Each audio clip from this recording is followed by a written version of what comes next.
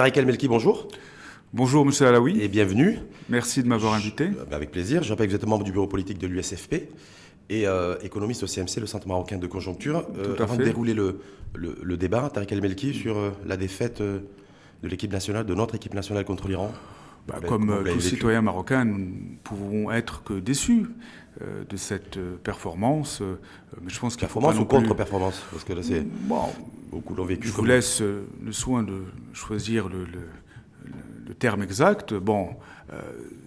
Ce n'est qu'un sport aussi, donc il ne faut pas exagérer ce qui s'est passé. Nous sommes une équipe nationale qui, malgré le peu de moyens qu'elle avait à disposition il y a quelques années, revient quand même de loin, avec un sélectionneur qui a quand même pu donner un souffle nouveau. Donc il ne faut pas oublier quand même le passif, d'où on vient. C'est la première fois depuis 20 ans que nous sommes quand même représentés à la Coupe du Monde. Donc moi je pense qu'il ne faut pas aussi jeter le bébé avec l'eau du bain, comme on dit. Les réactions peuvent être légitimes, mais bon, jeter l'opprobre sur un joueur, ma foi, parce qu'il a marqué contre son camp, moi je trouve ça relève même du délire, voire même du pathos psychologique. Enfin, il faut du pathos psychologique. Il faut se calmer. Je pense qu'il s'il y a un individu qui est véritablement marqué et malheureux dans son être, c'est bien ce pauvre joueur. Donc, qui a présenté ses excuses d'ailleurs devant Donc, il faut revenir un peu à la raison, savoir raison garder et contextualiser. Ce n'est qu'un jeu, ce n'est que du football. Il n'y a pas péril en la demeure et je pense que les enjeux au Maroc et les défis sont ailleurs. Nous aurons l'occasion d'y reparler. Même si vous êtes économiste, vous n'êtes pas sociologue ou psychologue, et encore moins psychiatre, Tariq El Melki, mais pourquoi cette réaction? Pourquoi cette l'épidermie parce qu'il y a un vide, parce qu'il y a un vide en ce moment, parce que les gens ont envie d'oublier un quotidien morose, moribond. On aura l'occasion d'y revenir. Il y a une crise véritablement profonde dans notre pays, une crise économique, une crise sociale, une crise morale, une crise intellectuelle, une crise peut-être demain, une crise, il n'y a pas encore les prémices d'une crise politique, mais il y a un vide. J'appellerais ça un vide qui, d'une certaine manière, interroge les citoyens, les décideurs que nous sommes, et qui, in fine, ce vide est comblé par n'importe quel événement qui, d'une certaine manière, permet à l'opinion publique d'extérioriser ses émotions, ses frustrations, qu'elles soient positives ou négatives. Donc c'est légitime. Notre société en ce moment est traversée par des mutations sur les réseaux sociaux suite à la défaite contre l'Iran, qui s'explique selon vous par l'environnement général. C'est un joueur qui malheureusement, malencontreusement a marqué contre son camp. Il faut s'arrêter là. Il n'y a pas matière à polémiquer davantage. Ça arrive partout, même les plus grandes équipes. La France, l'Allemagne, l'Italie ne sont pas, on va dire, à l'abri de ce genre d'accident malheureux. Donc qu'un pauvre joueur prenne sur ses frêles épaules toutes les aspirations d'une population, je pense qu'il y a un peu démesure et il faut revenir à une certaine raison et se focaliser sur l'essentiel. Et l'essentiel n'est pas là. Oui, le sport, c'est bien. On va y revenir le football, sur c'est bien. Le patriotisme, l'élan patriotique est très bien, mais il faut qu'il soit canalisé vers des éléments positifs. Fondamentaux et essentiels. Fondamentaux et essentiels. Il y a des questions beaucoup plus urgentes que de savoir est-ce qu'on est qualifié, est-ce qu'on va gagner la Coupe du Monde. C'est bien, mais c'est un plus. Moi, je considère que c'est la cerise sur le gâteau. Un petit rebond, sans vouloir faire de jeu de mots, restant dans le cadre purement sportif. Il y a Monceb Belkhayat, qui est membre du bureau politique du RNI, qui a adressé un tweet. Voilà, un peu dans le même sens, j'allais dire, schéma de pensée que vous venez de développer, Tariq El Melki, en disant, je cite, « Tout le monde crie au scandale après qu'un joueur ait marqué un but contre son camp, mais personne ne dit rien.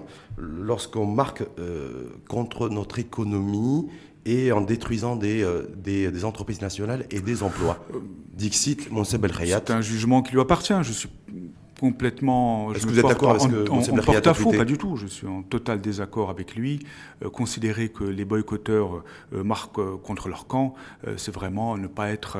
ne rien avoir compris en réalité aux enjeux économiques et sociaux. Et c'est d'attiser de l'huile sur le feu, envenimer une situation qui est déjà très compliquée, très complexe. Donc moi j'appelle les décideurs à un peu plus d'humilité et de retenue. un peu plus d'humilité, de retenue, parce que c'est facile de donner des leçons du haut de sa tour d'ivoire.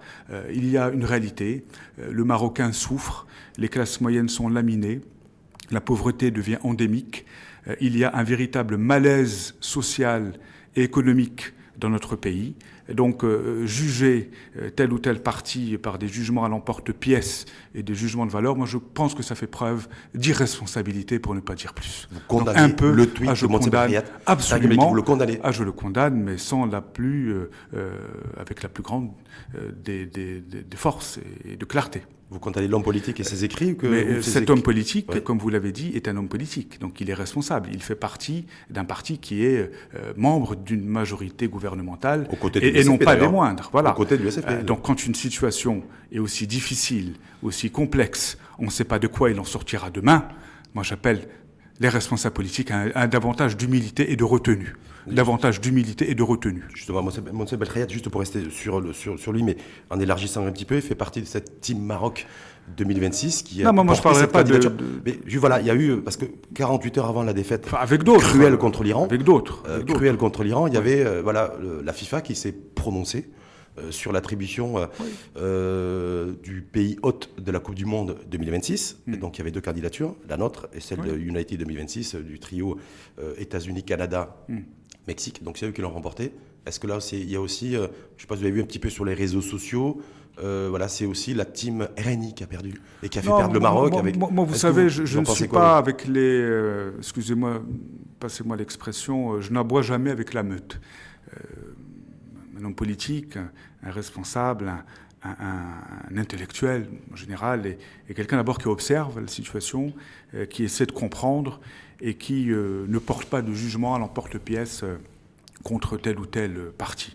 Ce n'était pas la candidature du RNI, c'était la candidature du Maroc, c'est la team Maroc. Donc elle a été portée par un ministre emblématique de ce gouvernement, c'est autre chose. Mais moi, je me refuse de personnaliser le débat. D'ailleurs, le tweet de M. Belkhayat, moi, je ne suis pas venu ici pour le commenter. Bon, vous m'avez un peu... je vous ai posé la question. Voilà. Pour avoir mais moi, de principe, je ne personnalise jamais le débat.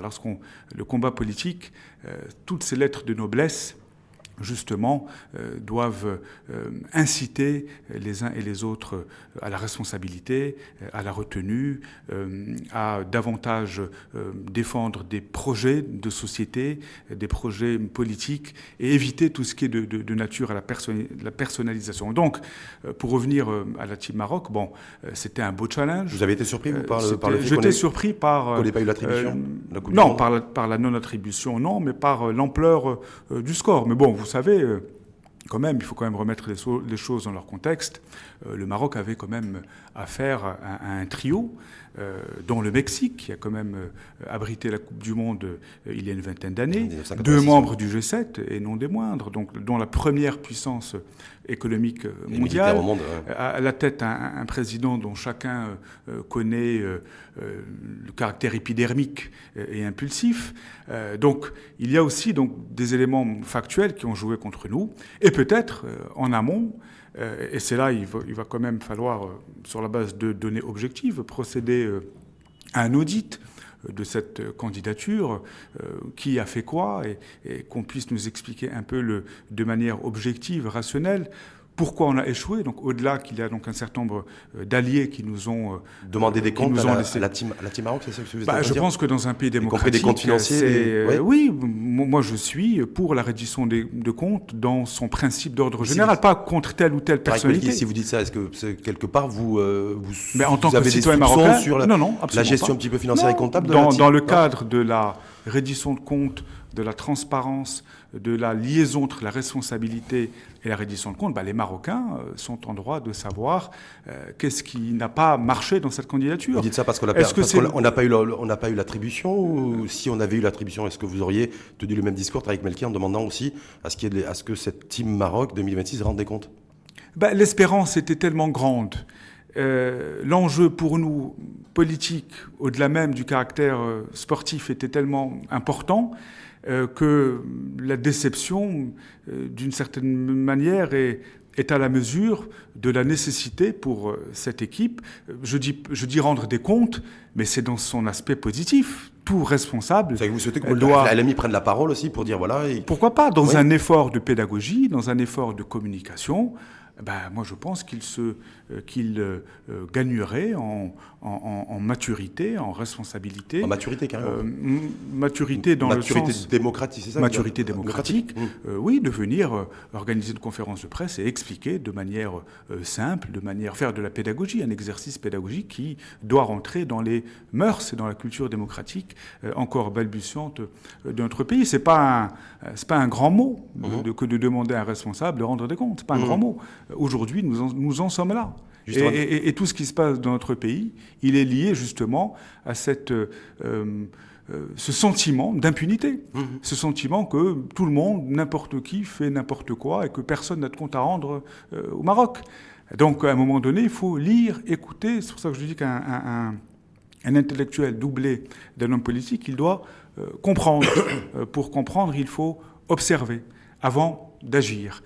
Et c'est ce travail d'observation qui est difficile et qui doit pousser les uns et les autres à être beaucoup plus dans l'humilité. Un dernier mot là-dessus. Le Maroc s'est repositionné, se reporte candidat à l'organisation de la Coupe du Monde. Là, ça serait à l'échéance 2030.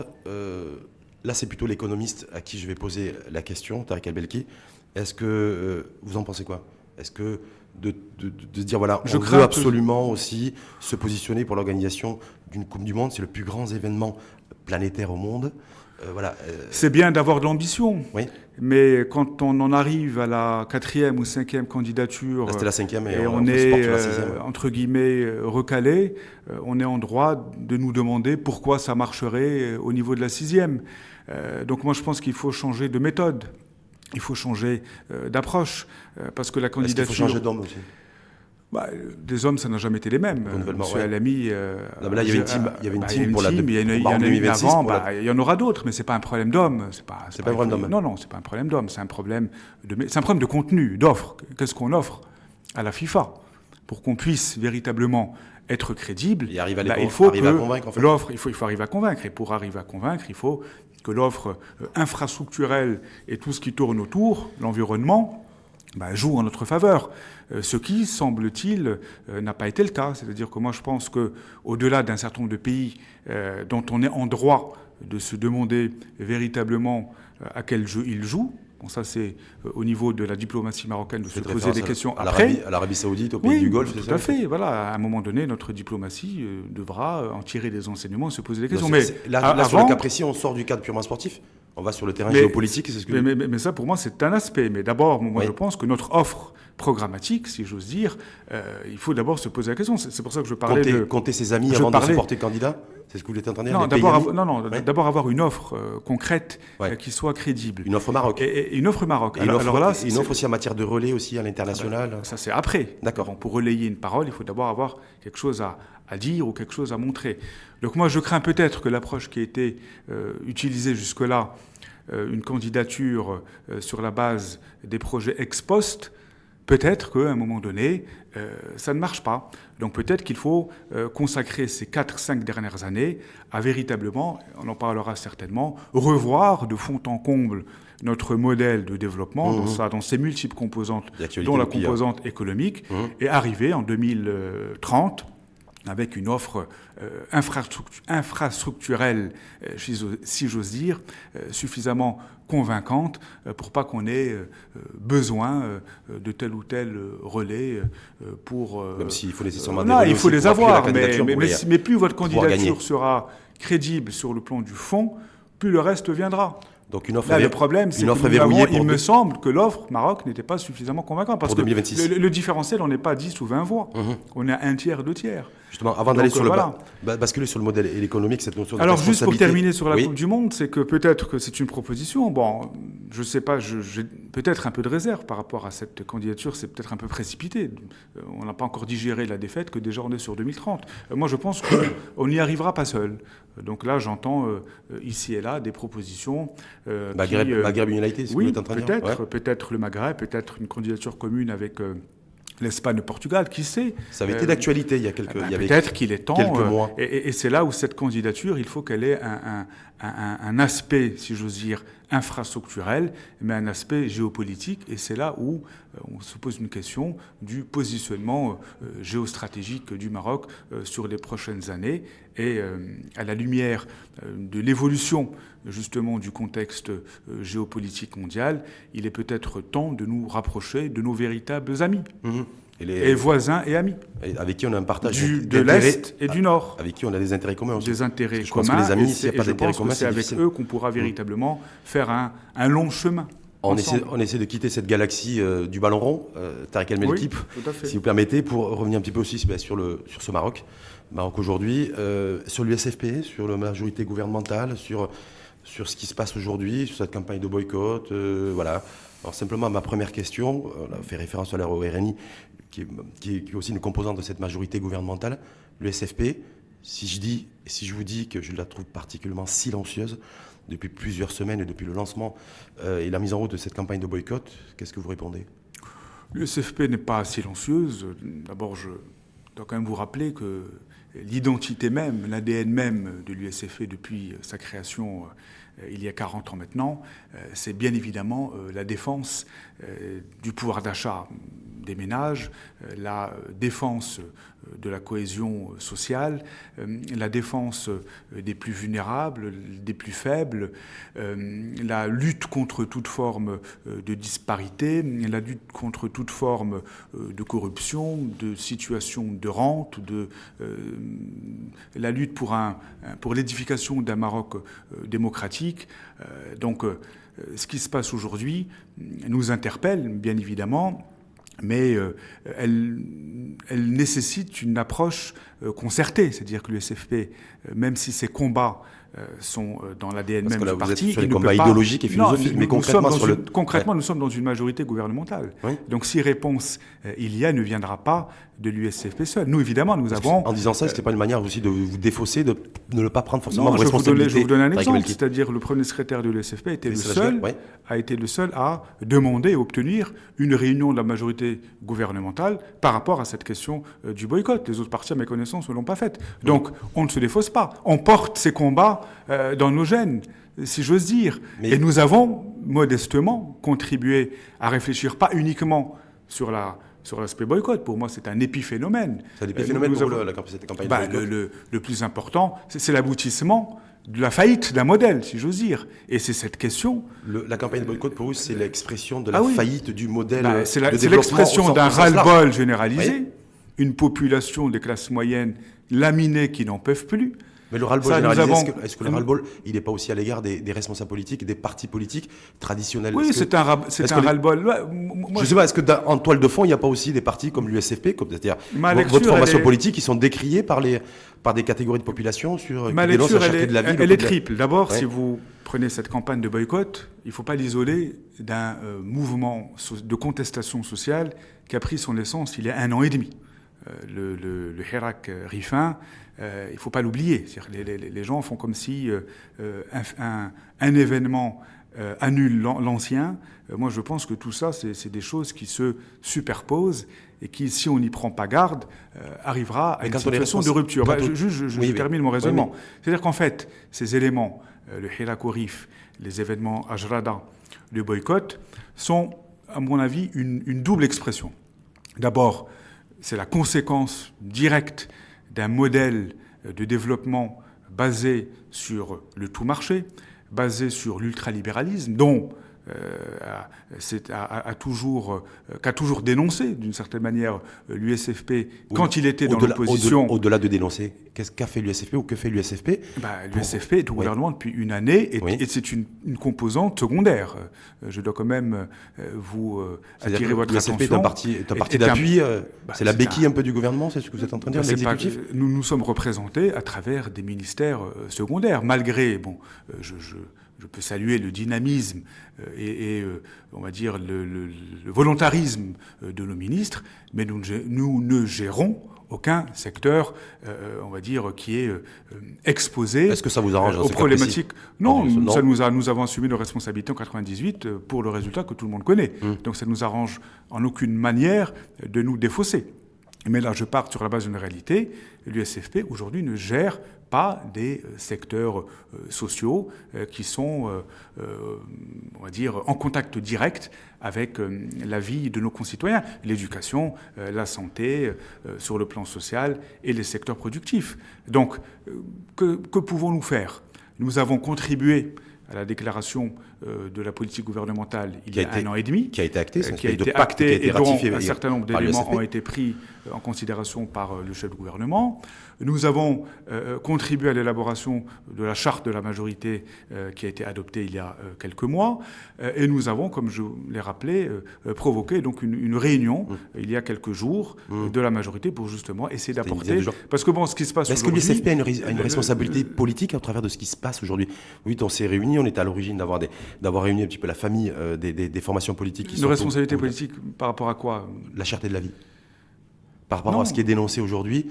La responsabilité politique. L'érosion du pouvoir d'achat. Est-ce que l'USFP a une responsabilité politique? Pas du tout. Elle incombe au gouvernement précédent. Parce que je dois quand même vous rappeler que cette campagne contre la vie chère, qui cible un certain nombre de produits emblématiques, de produits de première nécessité pour les Marocains, même si tout le monde ne consomme pas du lait empaqueté, de l'eau minérale, et même si tout le monde ne conduit pas un véhicule, c'est quand même des produits emblématiques. Mais je dois quand même vous rappeler, Monsieur Alaoui, que on va dire, ce malaise social, il est directement, en partie, lié à la réforme de la caisse de compensation, qui était donc initiée par le gouvernement Benkelen, le gouvernement précédent, qui, sur injonction des institutions internationales, c'est donc empressé donc de libéraliser donc un certain nombre de produits, dont notamment les hydrocarbures, et sans mettre en parallèle des mécanismes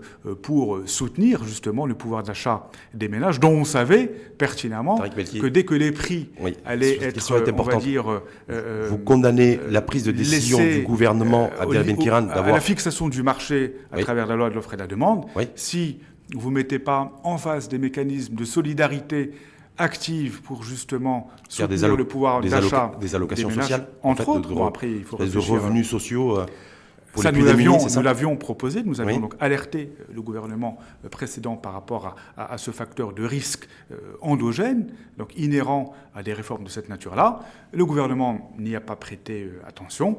Nous sommes, de manière extrêmement normative, si j'ose dire, nous payons tous donc, le prix de cette réforme qui a été faite à la hâte. Donc, ce qui se passe aujourd'hui, tension et érosion du pouvoir d'achat, vous l'incombez à la gestion et à la décision politique du gouvernement Benkeren. Non, le modèle économique dans sa globalité, qui est basé sur un ultralibéralisme sans mettre en place les garde-fous, sans mettre en place on va dire, les règles de concurrence saine qui incombent même à une économie de marché. Vous savez, une économie de marché, c'est pas une économie qui est basée sur l'ultralibéralisme sans mettre en place des garde-fous. Les marques qui sont pointées du doigt, Tariq Belkis, par rapport aux boycotteurs, on va pas y revenir dessus, il y a 3 grandes entreprises. Est-ce que c'est des entreprises, selon vous, qui exercent dans une véritable compétition et concurrence? Non, c'est des produits justement qui sont dans des marchés oligopolistiques. Donc il y a 4-5 acteurs dominants, donc il y a de l'abus de position dominante. Il y a fort soupçon d'entente et de prise illégale d'intérêt. Donc ça, évidemment, le Conseil de la concurrence, je lisais un entretien de son président, M. Benhamoud, qui justement faisait état de l'existence de textes juridiques qui, justement, sont à la base du fonctionnement de ce Conseil de la concurrence et qui est doté d'un pouvoir de veille, un pouvoir discrétionnaire, on va dire, d'observation, mais également un pouvoir de décision et de sanction à travers l'autosaisine.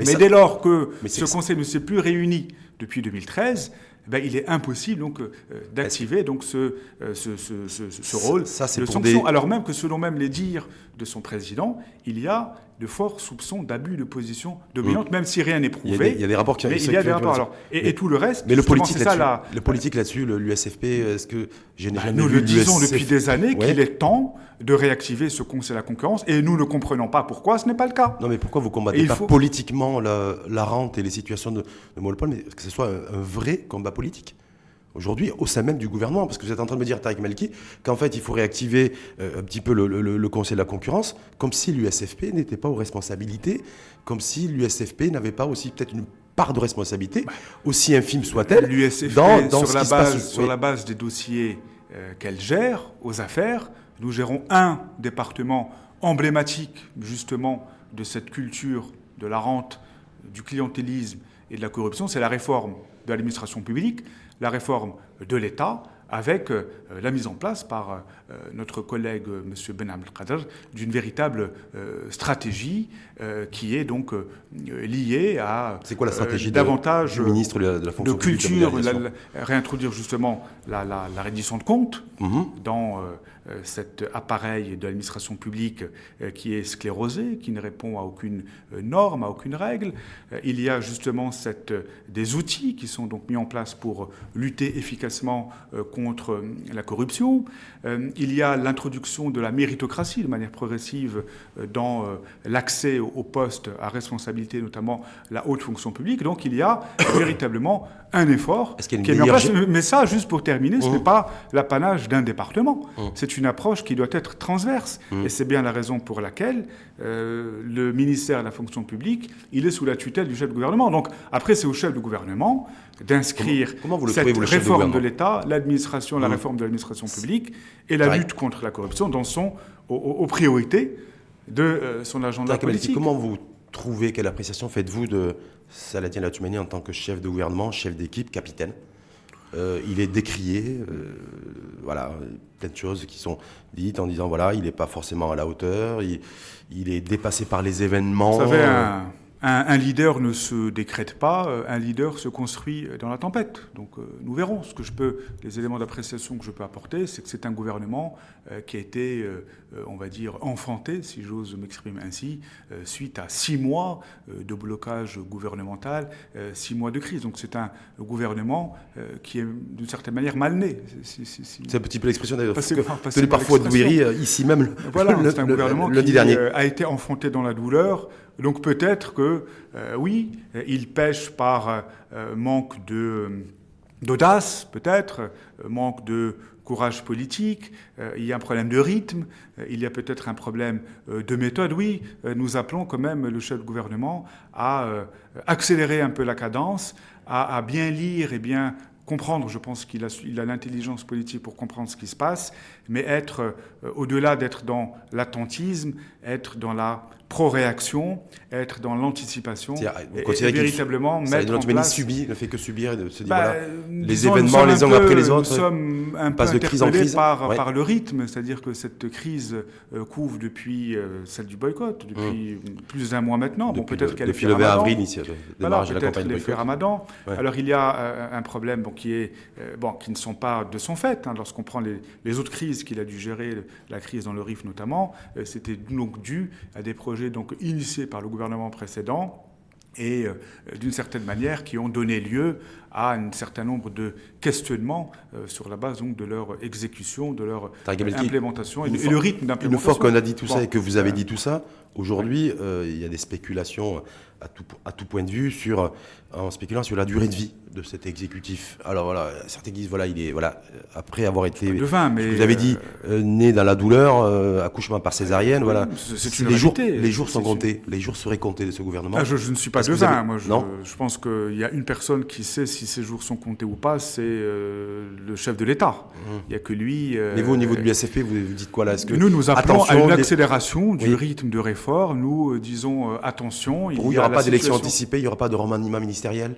Un remaniement ministériel, s'il s'impose, oui.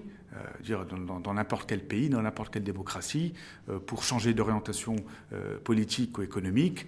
Parfois, donc, il y a des remaniements ministériels, mais des remaniements politiques. C'est-à-dire, il ne sert à rien aujourd'hui de faire un remaniement technique. Pas de technocrate en clair. Moi, je pense qu'il faut changer de cap, d'une certaine manière. peut-être qu'on aura l'occasion d'en parler lorsqu'on parlera Ouais, du modèle. ouais. La question sociale, elle est prégnante. Économique et sociale ou d'abord sociale? D'abord la question sociale et la question économique. Il y a la question de la pauvreté, il y a la question du pouvoir d'achat des ménages, il y a la question du chômage des jeunes, et il y a la question de la compétitivité des entreprises marocaines. Donc c'est 4 questions. Est-ce que l'USFP est à l'aise et préparé à un éventuel, j'ai bien dit un éventuel, remaniement ministériel? L'USFP est préparé à tout. Vous savez, je ne vais pas vous apprendre l'histoire de l'USFP. Quitte à être éjecté du gouvernement si, mettons, nous ne sommes pas un parti qui est né pour occuper des fonctions. Nous sommes un parti qui a toujours revendiqué, on va dire, d'assumer des responsabilités. Un parti qui n'a pas fait de la lutte des places, si vous pouvez me passer l'expression, l'alpha et l'oméga de la politique. La politique, c'est des convictions, la politique, c'est des valeurs, la politique, c'est des combats, la politique, c'est de l'humilité. Est-ce que la politique, c'est des résultats aussi? La politique, c'est des résultats, que ce soit dans l'opposition ou que ce soit au gouvernement. Donc, ma foi, nous n'avons peur ni des responsabilités, ni de l'opposition. Nous avons essayé l'une et l'autre. Donc, quelle est la meilleure place? Parce que vous avez fait les deux, effectivement. Vous avez été au pouvoir, vous êtes passé dans l'opposition, vous êtes revenu au pouvoir. Faire de la politique aujourd'hui est devenu très difficile, que ce soit dans l'opposition ou au gouvernement. Je vais peut-être vous surprendre, mais... C'est avec l'avènement des réseaux sociaux, sous la pression. L'avènement des réseaux sociaux, justement. C'est eux qui... Merci de me laisser quelques secondes pour en parler. Ouais. Est-ce que les réseaux sociaux vous font peur ou... Pas du tout. Quand on est en responsable politique, non? Non, moi je voulais justement parler des réseaux sociaux. Moi je pense que c'est un signal de la vitalité et du dynamisme de la société marocaine et de la démocratie horizontale. Et je pense qu'aujourd'hui, il y a une... Et d'ailleurs, j'ai envie de, entre guillemets, de rendre hommage à ces activistes au niveau des réseaux sociaux qui n'ont pas attendu, justement, qui n'ont pas attendu et surtout qui mettent en lumière une crise existentielle des structures intermédiaires. Ce que n'a pas réussi à faire le politique. Les partis politiques et les syndicats étaient les structures d'accueil, le réceptacle des émotions, des colères, des attentes, des revendications, des espoirs aussi. Voilà, des espoirs. Donc aujourd'hui... Le politique a failli. Est-ce que le politique a failli dans sa mission, du coup? Aujourd'hui, de fait, il ne faut pas leur en vouloir. Je veux dire, la nature ayant horreur du vide, les activistes ont considéré, ma foi, que le meilleur espace de dénonciation, ce n'est plus ni la rue, ni les structures d'encadrement qui ont failli, les syndicats, les partis politiques, c'est les réseaux sociaux. Donc, au lieu de dénoncer de manière stupide, excusez-moi l'expression, on devrait plutôt comprendre et que la société marocaine est en train de bouger beaucoup plus rapidement que nos partis politiques et être à la hauteur des attentes, du dynamisme que cette société... Cette société marocaine est en train de nous donner une leçon de démocratie, d'une certaine manière. Donc il faut avoir l'humilité de comprendre, d'écouter, d'observer pour apporter les réponses les plus, si j'ose dire, intelligentes, mais sans être dans la démagogie. Donc, en étant toujours est-ce que l'activisme des réseaux sociaux, parce que c'est le terme que vous avez employé, est-ce que ça ne met pas en relief? Dès lors qu'il ne met pas en péril les fondamentaux du pays, oui. Moi, tout ce qui est de nature à fluidifier, à démocratiser la société marocaine, est-ce qu'il y a une différence entre à la rendre beaucoup plus dynamique, aider à démocratiser nous avons combattu les principes fondateurs de l'USFP. Ils sont basés sur la défense des libertés individuelles et collective, liberté individuelle collective. Le parti a payé le prix fort, donc c'est pas nous, c'est pas moi ici qui vais venir dénoncer. En tout cas, vous avez salué, vous êtes aux côtés des activistes. Je pense que c'est un peu le bon sens. Lorsqu'une entreprise, en l'occurrence une multinationale qui est dans le viseur, qui a été canardée par des activistes en appelant à boycotter certains produits, aujourd'hui il y a des milliers d'emplois qui sont en jeu. Alors attention, oui. Voilà, parce que je me dis moi, ok, vous êtes aligné politiquement à tout ce que font ou tout ce que disent les activistes, en tout cas dans le cas de cette campagne de boycott. Dès lors qu'ils défendent des causes qui me paraissent justes. Là, on part du pouvoir d'achat et des inégalités sociales insupportables, de la reddition de comptes, de la culture de l'économie de la rente, de la corruption, des choses avec lesquelles tout citoyen engagé peut être d'accord. Moi, je ne parle pas... Quand une entreprise qui est dans le viseur de la campagne de boycott... Qui manipule de manière pour arriver à d'autres fins. Tariq Belkil, il y en aura toujours, mais ce n'est pas la majorité. L'économiste que vous êtes, lorsqu'une entreprise, en l'occurrence une multinationale, qui est dans le viseur des boycotteurs activistes des réseaux sociaux depuis le 20 avril dernier, qui devrait, ou qui pourrait en tout cas finir l'année 2018 avec une perte sèche de plus de 200 millions de dirhams. 150 pour être exact. Voilà, 150 aujourd'hui, mais avec des prévisions autour de 200, 220 pour l'année. Non, vous avez raison. Est-ce que là, Tariq Belkil se dis aussi, effectivement, les moi, activistes, moi, bravo. non. Vous êtes, voilà, je suis avec vous, on vous soutient, l'USFP compte sur vous. Moi, je ne suis pas ici pour défendre une position de l'USFP. Je suis là en tant qu'économiste, en tant que membre du bureau politique d'un parti qui est membre de la coalition gouvernementale. Moi, je dis, vous faites bien d'insister sur ça, c'est que le coût pour l'économie nationale, le coût direct par rapport à Centrale Danone, 150 millions de dirhams, sans parler de tout ce qui est donc lié du millier d'emplois aussi qui ne seraient pas reconduits, qui sont menacés en bourse. Non, et moi encore quelque chose de beaucoup plus qui m'interpelle moi directement. Centrale laitière, bon, ma foi, même si c'est pas une campagne orchestrée contre une entreprise et contre un pays, il faut quand même le dire, parce que j'ai aussi, on a entendu dire ici et là que c'est une campagne de boycott orchestrée contre la France. Non, il faut sortir un peu de ces postures. Pas de French bashing. Non, pas du tout. Moi, je ne suis pas... là, je veux exprimer à la France, de manière claire, toute notre, on va dire,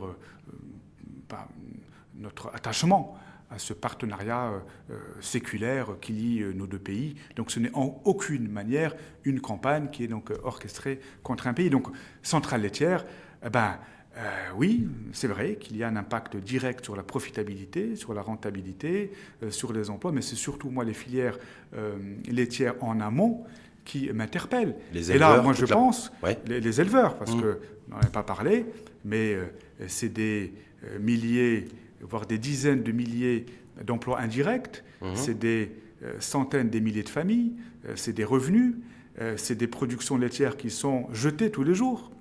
Alors, là, il y a un gouvernement. Jeter, on ne sait pas, parce qu'on sait très bien qu'aujourd'hui, que ce soit la production ou la collecte, il y a la collecte, il reste au même niveau. On parle de 20 tonnes par jour qui sont aujourd'hui, 20 tonnes de lait par jour qui sont collectées, qui sont collectées et qui ne sont plus, qui sont jetées parce que Centrale laitière a rompu les certain nombre de contrats avec des coopératives laitières. Donc là, c'est la responsabilité de qui? C'est la responsabilité du gouvernement, oui. De votre gouvernement. Du gouvernement dans lequel. De votre gouvernement. C'est pas mon gouvernement. Enfin, l'USFP fait partie de ce gouvernement. Il y a un chef de gouvernement, à ma connaissance. C'est que le chef ou c'est le gouvernement dans son ensemble? D'abord, c'est le chef de gouvernement, il me semble. Nous sommes une composante et nous pouvons interpeller. Nous pouvons Est-ce que, par exemple, proposer. Lachgar, selon vous, il a discuté avec Aïssa Renouch, qui est ministre de tutelle. Je vous ai expliqué que M. Lachgar a été à l'origine d'une réunion de la majorité qui s'est tenue il y a une semaine. Oui, il y a une dizaine de jours. Que voulez-vous qu'il fasse de plus? Lui-même n'étant pas au Parlement, il n'est pas au gouvernement, il ne faut pas aussi... L'USFP n'est pas le Messie. Pourquoi vous regardez uniquement ce que fait l'USFP? Il faut regarder ce que faut... Et je pense qu'il y a le PPS qui est au gouvernement. Vous savez, il y a Nabil Ben Abdallah ici même qu'on a interpellé. Voilà, que fait-il? Le PPS, ils ont proposé quelque chose, à ma connaissance? Non. Je n'ai pas eu vent d'une proposition... Il y en a une qui est tombée depuis le 14 juin. Il y a une proposition du PPS qui est tombée. Il y a un communiqué en disant qu'en fait, il appelle à la rupture dans la perspective de l'élaboration de la loi de finances 2019 sur les orientations économiques et sociales, d'ailleurs, qui avait été ratifiée par l'USFP, entre autres. Avec la rupture pour la loi de finances 2019. 2019, oui. Voilà, c'est une proposition du PPS.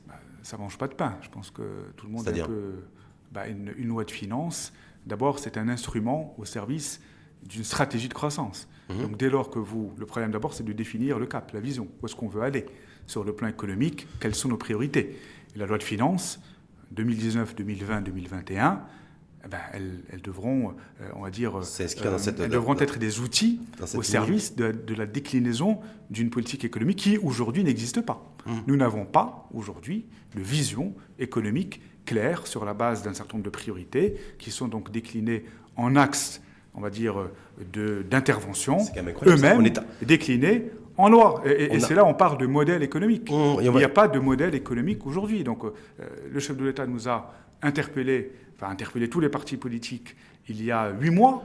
L'USFP a été, je crois, l'un des seuls, avec le RNI, peut-être l'Istiqlal, à véritablement proposer un modèle de développement global, intégré, qui prenne en considération nos spécificités, nos combats sur le plan culturel notamment, sur le plan des réformes institutionnelles, sur le plan des réformes politiques et l'aspect économique et social, dont j'espère qu'on aura l'occasion d'y revenir, parce que là, nous par contre, nous avons des propositions extrêmement claires. Mais justement, par rapport au modèle économique. Parce que moi j'ai vu, vous avez fait une sortie il n'y a pas très longtemps, il y a à peu près un mois et demi, où l'USFP, par la voix de Tariq El Melki, propose un nouveau contrat social. Alors, ma question, quand j'ai vu ça, j'ai dit un nouveau contrat social. Un contrat économique et social. Oui, voilà. Mais d'abord économique, non? D'abord économique. Proposition concrète, Oui. c'est quoi? Comment on fait pour sortir de cette impasse économique aujourd'hui? Comment on fait pour essayer de retrouver et de renouer avec les ressorts en matière de croissance économique? Quid des relais? Quid de la question de l'endettement qui est une donnée structurelle aujourd'hui pour relancer l'économie? Voilà, je ne sais pas, vous appelez, vous, je crois, à la relance par l'investissement privé. Alors, il y a beaucoup d'éléments dans ce que vous venez de dire. De manière très synthétique. Donc, on va essayer de faire un effort de pédagogie. D'abord, ce modèle économique de croissance que nous appelons de nos voeux, il est basé d'abord sur un constat qui est la faillite du modèle précédent. La faillite du modèle précédent qui a permis, quand même, faut-il le rappeler, pendant la décennie 2000, une véritable élévation du niveau de vie de la population à travers l'augmentation rapide des revenus. Il faut quand même contextualiser et ne pas uniquement voir le verre à moitié plein, à moitié vide, pardon. Le Maroc a quand même doublé son PIB. C'est indéniable. Non, mais bon, juste pour contextualiser, a doublé le revenu par habitant, a fait un effort soutenu en matière d'infrastructure, etc., a, d'une certaine manière, pêché, et c'est là où l'une des faiblesses de ce modèle elle intervient, c'est que c'est un modèle qui a été orienté en totalité vers le marché intérieur à travers donc le soutien à la consommation intérieure, à travers donc une politique salariale active, notamment donc rappelez-vous donc tout ce qui a été fait donc au niveau de la fonction publique et des retraites. Donc un modèle d'une certaine manière qui a creusé des déficits, parce qu'il y a eu donc des dépenses d'investissement en infrastructure, des dépenses donc un investissement en clair, un investissement au niveau donc, de la massif. masse salariale de l'État. Oui. Et le pendant de cela, c'est que, bien évidemment, donc, nous sommes arrivés à une situation macroéconomique extrêmement déséquilibrée, avec l'augmentation des déficits jumeaux, donc du trésor et de la balance commerciale. Oui. Nous avons une offre de production qui, malgré les efforts, malgré la mise en place de différents plans, qui ne permettent pas au Maroc d'être véritablement dans une véritable compétitivité industrielle, parce que la part du secteur industriel dans le PIB stagne à 14-15% depuis 2 décennies, donc ça c'est pas normal. Nous avons donc un problème de compétitivité à l'export, nous avons un problème de compétitivité au niveau de nos PME, nous avons la question sociale, la question du chômage des jeunes qui dépasse 40% dans le milieu urbain. Donc, tous ces éléments-là nous font dire qu'il faut donc une rupture radicale. Et cette rupture, elle se manifeste par quoi? Par un pacte de croissance. Donc nous appelons aujourd'hui donc un pacte de croissance qui... C'est-à-dire un pacte de croissance. Un pacte de croissance qui prenne en considération 4 aspects. D'abord, il faut une réforme fiscale. Il est temps de revenir à la raison, une réforme fiscale qui a comme objectif de soutenir le pouvoir d'achat des ménages à travers une véritable réforme de l'IR. Ça, c'est théorique. Réforme fiscale. On va y aller point par point, si vous permettez, de manière, effectivement, vous avez dit pédagogique. C'est pas théorique. C'est pas théorique. Non, mais quand on parle de réforme fiscale, c'est-à-dire une réforme fiscale qui est il y a un chef de l'État qui a été très décrié à travers le monde, qui s'appelle Donald Trump. On a toujours... Où, en fait, on se rend compte aujourd'hui, au bout d'un an et demi sur le terrain... une question. Oui, mais sur le terrain fiscal.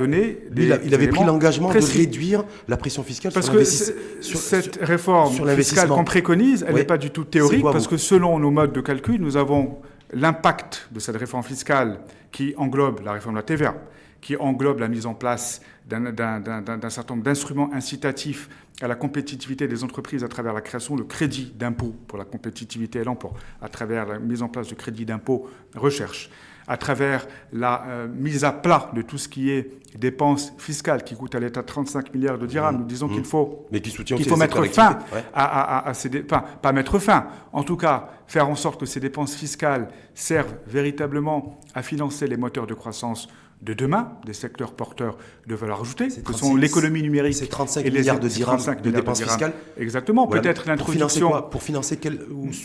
Juste pour terminer sur cette réforme fiscale, selon nos modes de calcul, c'est 20 milliards de dirhams de recettes supplémentaires pour l'État et qui, d'une certaine manière, va avoir un impact sur la croissance du PIB de 1,5 point jusqu'à 2 points. Et cette réforme fiscale, elle doit avoir comme objectif d'abord de limiter la pression fiscale sur les catégories les plus vulnérables des classes moyennes, augmenter le seuil d'exonération pour les catégories les plus fragiles. Est-ce que c'est avec ça que vous allez relancer notre croissance économique? On relance la consommation, donc la demande des ménages. C'est aussi l'accroissement du déficit commercial peut-être. Non mais attendez, là, il y a aussi la question de la compétitivité de nos entreprises, donc c'est un véritable sujet, parce que pour moi, ce modèle économique doit être équilibré. Baisse de l'IS.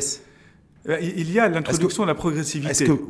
Ça c'est en route, mais est-ce que vous appelez à une baisse soit pour les PME, conséquent. bien évidemment. Oui. Baisse de l'IS, Oui. donc moins de recettes fiscales pour l'État. Non, c'est pas moins de recettes, c'est que vous allez élargir la base fiscale. Donc il faut aussi être assez mais est-ce que la responsable conjoncture s'y lorsqu'on parle. prête? Est-ce que la conjoncture s'y prête aujourd'hui? C'est un problème d'abord, mais c'est un tout. C'est pas les réformes qu'il faut faire mais lorsque tout va bien, lorsqu'on quand est... on parle de pacte de des... croissance, je n'ai abordé qu'un élément, la réforme fiscale. Ce n'est qu'un outil. Il y a le financement, on n'a pas encore parlé du financement. Il y a le volet infrastructure, dans lequel l'État... le financement, il faut aller véritablement dans la création d'un certain nombre d'outils de financement, d'instruments de financement, dont notamment, on n'a pas cessé de défendre l'idée de la création d'une banque publique d'investissement qui ait un caractère régional, qui soit financée en partie par l'État, par le secteur privé et par les collectivités régionales, avec même une possibilité de se financer à l'international, banque publique d'investissement qui aurait comme objectif unique de financer les PME, à travers donc l'entrée dans le capital, la garantie de prêts consentis par d'autres banques et l'octroi de prêts directs. Il y a aussi la nécessité d'utiliser des nouveaux outils de financement, dont notamment les fonds de garantie publique, dont notamment la création de fonds d'investissement public-privé pour l'amorçage, pour le capital. Non, c'est pas théorique. Parce que la pratique, on voit qu'en pratique, la réalité est tout autre. Aujourd'hui, la réalité, c'est quoi? La capitale économique du pays, la mairie de Casablanca, la commune de Casablanca. Non, mais ce modèle de croissance, il est basé sur 3 éléments. Donc, j'ai parlé d'un pacte de croissance qui doit viser un choc de compétitivité pour nos PME, un choc de simplification réglementaire. Donc, tout à l'heure, on parlait de la nécessité d'assainir l'environnement des affaires. Quelle est la réalité du dirigeant de PME aujourd'hui, Tariq Melki? Elle est difficile, c'est pour ça que moi je dis... Il n'attend pas une baisse de la fiscalité. Il attend aujourd'hui avoir un carnet de commandes, avoir la visibilité sur le carnet de commandes. Justement. Il attend à ce que le responsable politique solutionne la problématique des délais de paiement. Il attend ça, le dirigeant de PME. Le dirigeant de PME, il n'attend pas qu'il y ait une baisse de la fiscalité, qu'il y ait une réorientation de la dépense fiscale. Vous voyez ce que je veux dire? Non, mais dans un modèle économique, il y a des mesures à court terme, à moyen et à long terme.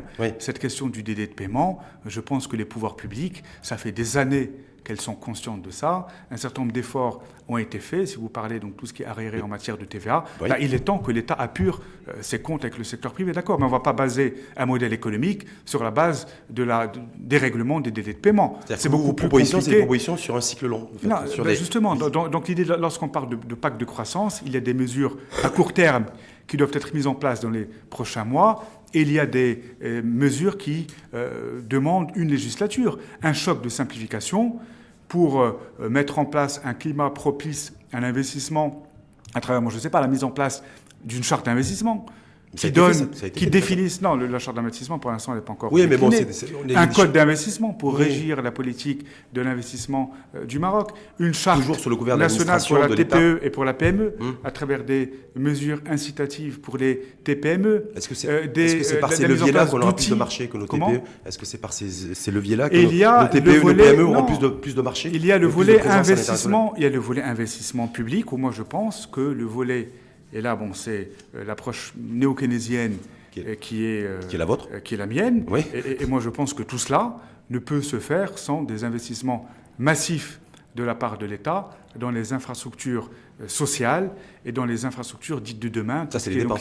Ça, c'est de la dépense. Ça, c'est de la dépense, mais... Keynésien et de gauche, c'est de la dépense des deniers publics. Est-ce qu'aujourd'hui, l'heure n'est pas à la rationalisation de la dépense publique et des deniers publics? Quand on parle d'investissement public... juste pour vous signaler que l'État, s'il investit 10, il n'est pas obligé d'investir la totalité. Nous sommes pour une approche concertée avec le secteur privé national et international.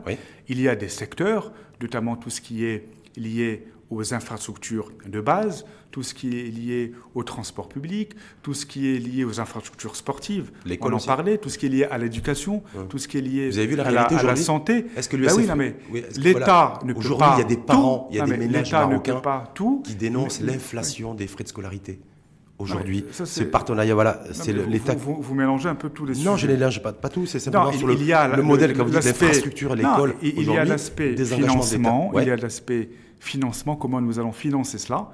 Moi, je dis qu'une partie de ce montant pharaonique d'investissement d'infrastructures publiques, plusieurs dizaines de milliards de dirhams par an, et il faut les investir, il ne faut pas Est-ce qu'il faut rechercher la rentabilité dans ce qu'on investit? Non. Dans ce que l'État investit? Non. Le dirham investi, il ne doit pas forcément être rentable. La rentabilité par rapport à quoi? J'ai investi de l'argent. Non, mais investir dans une école ou dans un hôpital, c'est pas de insensé. De rechercher la rentabilité. La rentabilité, c'est dans la gestion. Après, la manière... Et là, on parlait de reddition de comptes, on parlait de réforme de l'État. Donc, il y aura demain des outils, des lois, des décrets. Mais moi, je parle juste de la dépense. L'État, si ce budget estimé est de, je ne sais pas, de 50 milliards de dirhams par an, l'État, bien évidemment, il ne pourra pas investir la totalité. S'il investit 20%, c'est déjà très bien. Le reste, à travers justement des outils qui existent, qui ont marché dans d'autres pays, les partenariats publics-privés, à travers la mise en place de fonds d'investissement public-privé, on n'a pas le choix. Je veux dire, il faut être responsable, il faut être sérieux. Mais il faut rassurer l'investisseur, il faut rassurer l'investisseur qui soit stable. C'est la responsabilité du politique. C'est la responsabilité du gouvernement, tout à fait. Donc tout ça ne peut pas avoir lieu. Non, mais pourquoi vous ramenez tout à l'USF? Parce que vous faites partie du gouvernement. Nous ne sommes pas ministres aux finances. D'accord. Nous ne sommes pas à l'industrie.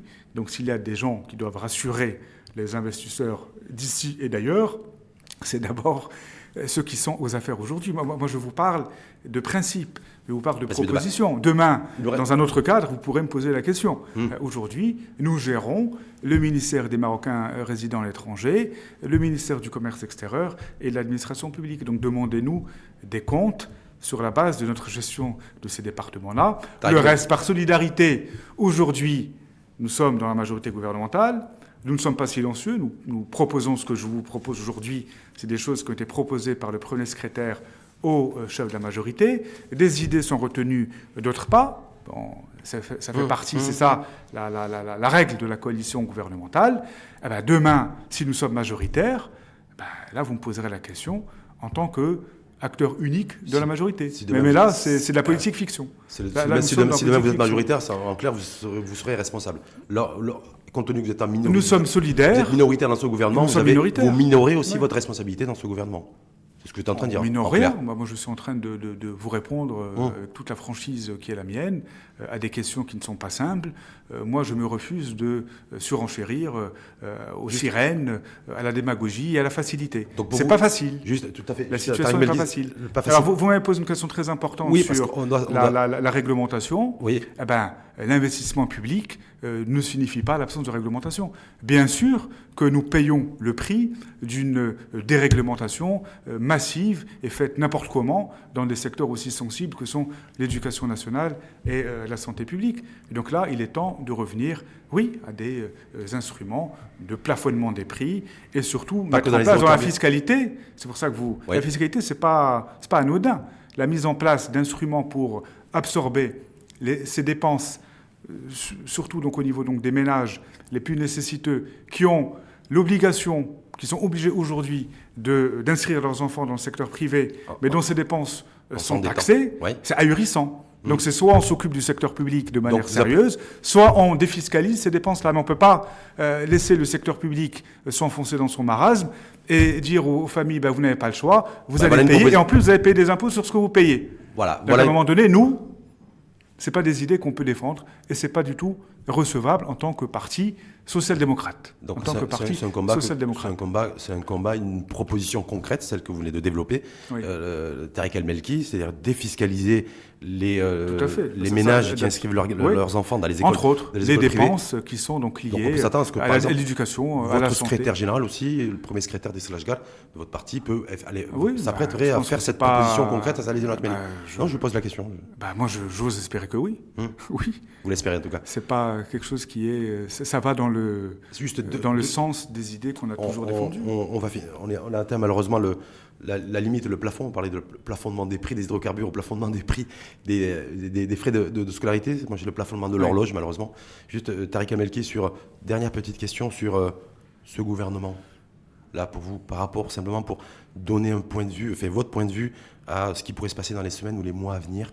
Est-ce que ça peut durer ainsi, cet exécutif, dans cette combinaison politique, cette majorité gouvernementale telle qu'elle est aujourd'hui, perçue? Non, je pense qu'il faut un coup de fouet sérieux. Il faut un nouveau souffle.